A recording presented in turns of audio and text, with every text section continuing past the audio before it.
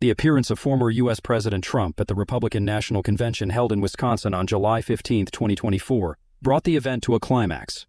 After surviving an assassination attempt 2 days earlier, Trump's popularity within the Republican Party and across the country has skyrocketed once again. Now, his appearance is seen by Republican voters as the triumphant return of a king.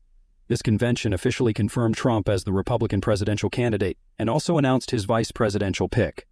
The choice was not DeSantis, who has had a deep relationship with Trump, nor Nikki Haley, who has been a longtime competitor of Trump's, but a 39-year-old federal senator named James, who replaced Vance. In fact, James is younger than Vance. The only label attached to Vance is that he was born into poverty and enjoys speculation. He once mocked Trump as Hitler, but now Vance is very likely to become Trump's running mate. Vance, the biggest heir to the political legacy, was born in Ohio in the central eastern United States in 1984. The state's 5 largest household areas are part of the Rust Belt, which Trump has repeatedly mentioned.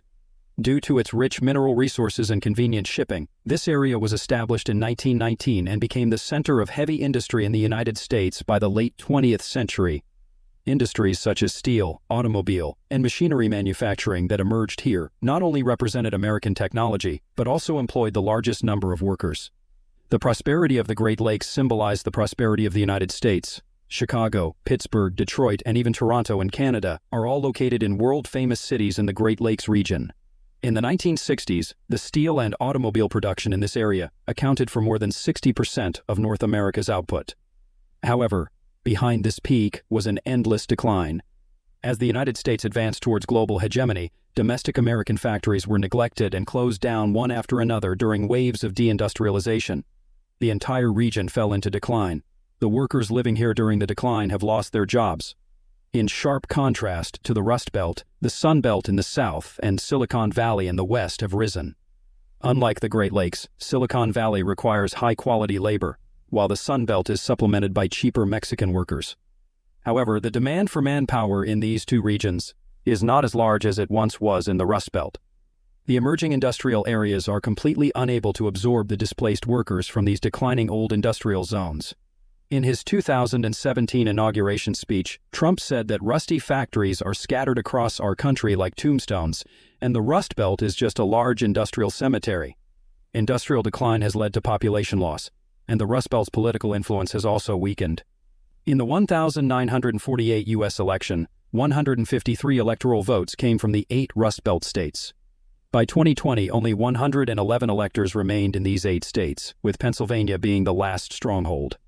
The number of electoral votes dropped from 35% to 20%. Until the 21st century, the Rust Belt was a strong vote bank for the Democratic Party because voters believed the party represented the working class and industry. However, after entering the 21st century, the Rust Belt lost faith in the Democratic Party. Among the 8 states, 6 have become important swing states, and the Appalachian region, where Vance is from, has even become a Republican stronghold. Our protagonist, Vance, was born in an era filled with anger and confusion as the Rust Belt entered a recession. Vance's grandfather was not poor, but his mother was a true spendthrift. Vance's biological father was his mother's second husband, and they divorced when Vance was very young. His mother took Vance with her. She was addicted to drugs and mentally unstable. As a child, Vance suffered countless instances of abuse at her hands. However, Vance's patience did not awaken any love in his mother. One day, when Vance's doting mother asked him for a urine sample to pass a law enforcement drug test, it was the final straw. Vance could no longer endure it and finally decided to leave the home where he saw no hope. After leaving his mother, Vance had no choice but to turn to his grandparents for help. However, life at his grandparents' house was not wealthy, and Vance's tragedy was not entirely his mother's responsibility. The Vances were just one of countless families that collapsed along with the Rust Belt. These chain-smoking, alcoholic Appalachian whites from broken families were known as hillbillies, which is how Vance later referred to himself as a redneck. He grew up with his grandparents, staying with them under their protection until he graduated from high school. Instead of entering college directly, Vance joined the Marine Corps and was sent to the battlefield in Iraq. Vance's original intention for joining the military was somewhat speculative, but speculators have always valued their lives. Naturally, Vance did not truly want to fight to the death on the battlefield, so he took on a civilian role in the Army. During his 4 years of service, he remained uninjured in Iraq and left without any blemishes on his record.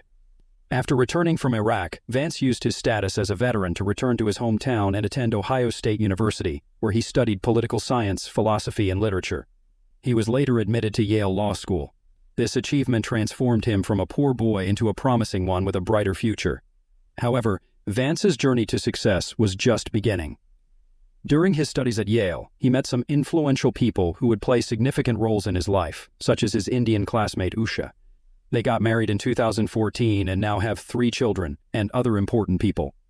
It was his mentor, Amy Chua, the Tiger Mother, who became popular on the Chinese internet with her parenting experiences in recent years. Her book, Battle Hymn of the Tiger Mother, was celebrated by many. She also encouraged her student Vance to turn his life experiences into a book. With her encouragement, in 2016, Vance wrote an autobiography based on his own experiences called Hillbilly Elegy, a memoir about family and cultural crisis.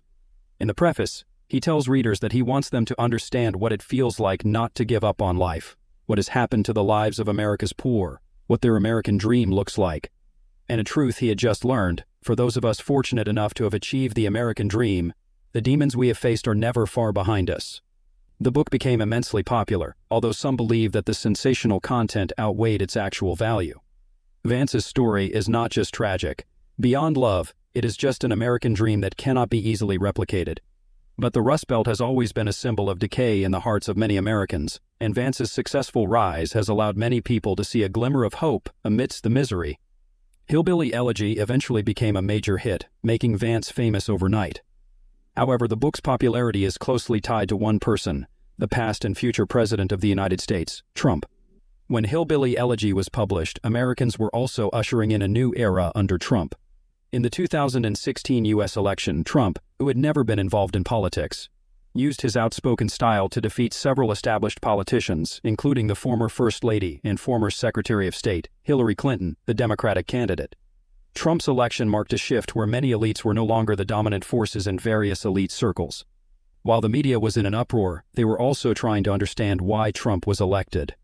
New York Times commentator Dwight Garner compiled a list of 6 books to help explain Trump's victory, which gained attention as a gimmick.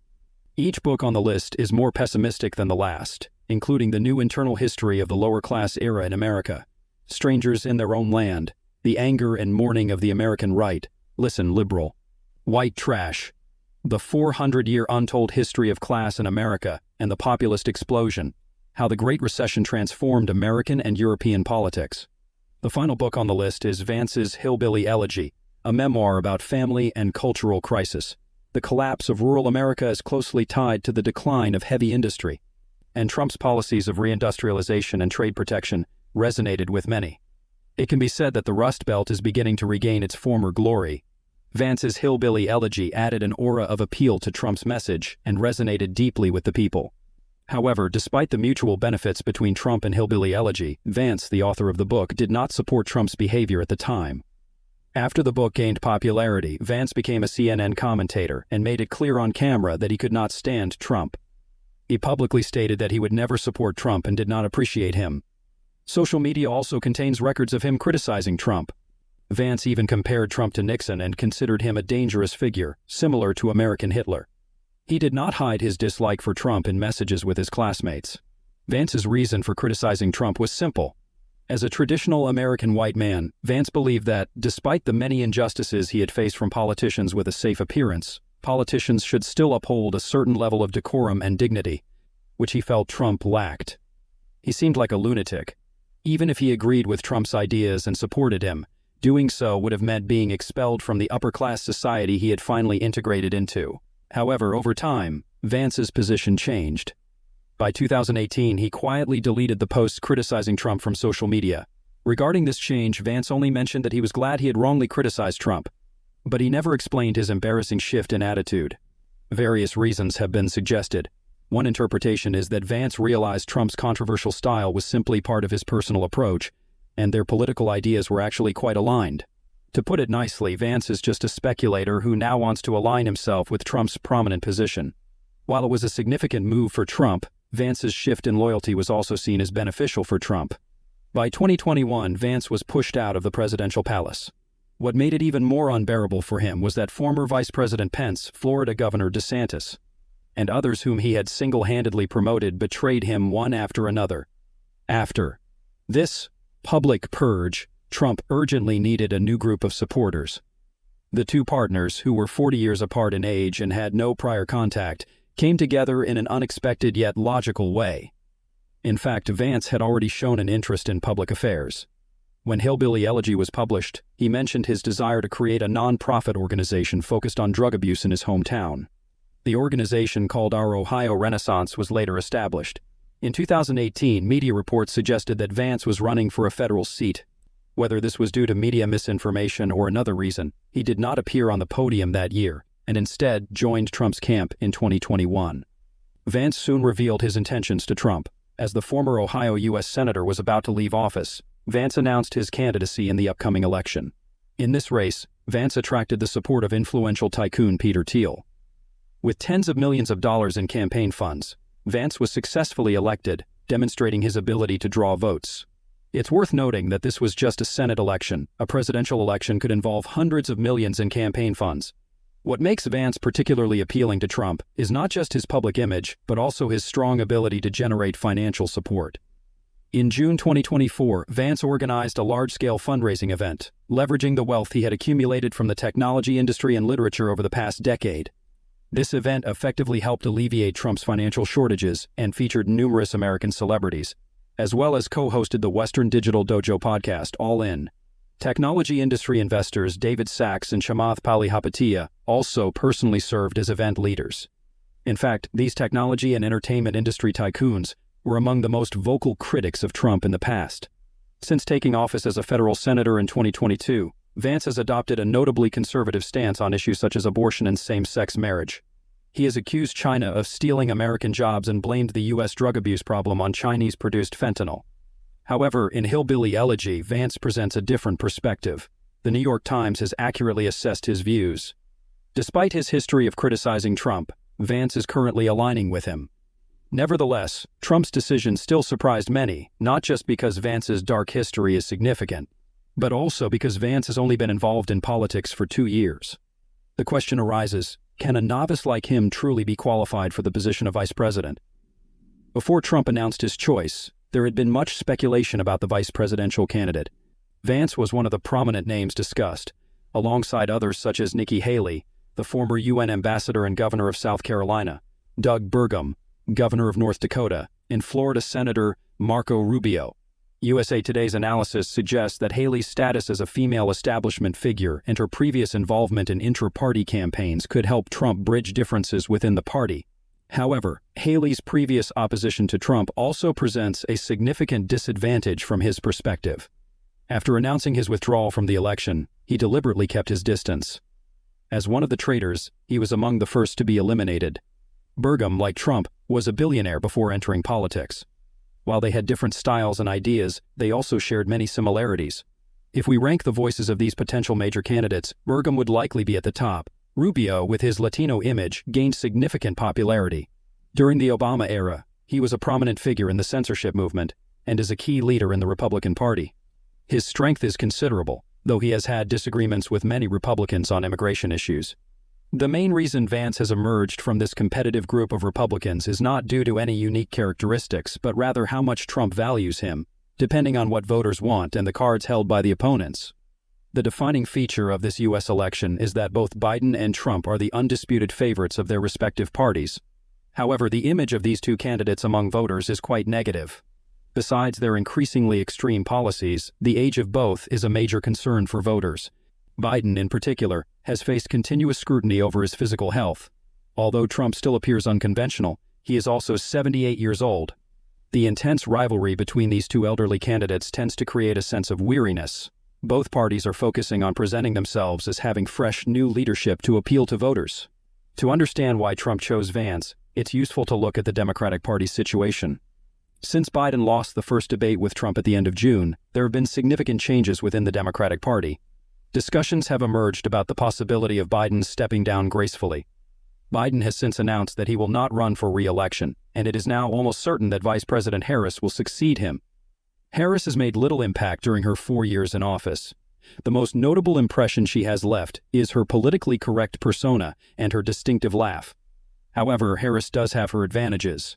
As Biden's current running mate, she can easily inherit the over $400 million in campaign funds that Biden accumulated. This gives her a significant advantage over other potential candidates who would need to start from scratch. Additionally, Harris is relatively young, and her campaign team has announced plans to continue introducing new blood into the campaign. Given that the Democratic Party has emphasized age, whether actively or passively, Trump's camp must find ways to leverage this. This is a key reason why Trump chose Vance. Before officially announcing his running mate, Trump had repeatedly stated that his goal was to become an outstanding president of the United States within 4 years. The implication is that if voters support him, he will become a new generation of leaders in the United States. Therefore, when Vance was confirmed as the Republican vice presidential candidate, people saw him not only as a potential future vice president, but also as a possible successor to Trump. Trump has never hesitated to praise Vance, referring to him as a handsome young man. Ultimately, this underscores the presence of fresh blood in his camp. Besides Vance's notable background, which includes his connection to the Rust Belt, he represents a continuation of the shift in political dynamics. Although the Rust Belt is still considered a swing region, it shares similarities with the South, once a stronghold of the Democratic Party. These areas have become disaffected and are now looking to regain their former prominence. With the South firmly in Trump's camp, he is poised to also secure the Rust Belt in the near future. However, whether it is the base or the swing states, the prerequisite for their support of Trump is that he must represent their interests. From this perspective, it seems unlikely.